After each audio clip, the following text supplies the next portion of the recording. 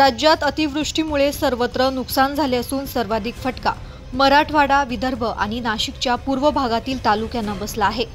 नाशिकच्या येवल्यात पूर्व भागातील काही गावांमध्ये अतिवृष्टीमुळे कांदा, गहू, बाजरी, मका या पिकांचे नुकसान झाल्याने शेतकऱ्यांच्या डोळ्यात अश्रू आले होते। दरम्यान येवल्याचे आमदार तथा राज्याचे अन्न आणि नागरी पुरवठा मंत्री छगन भुजबळ यांनी तातडीने नुकसानग्रस्त भागाचा दौरा करून पाहणी केली। यावेळी शेतकऱ्यांना धीर देत सर्व मदत मिळवून देण्यासाठी प्रशासनाच्या अधिकाऱ्यांना सूचना केल्या।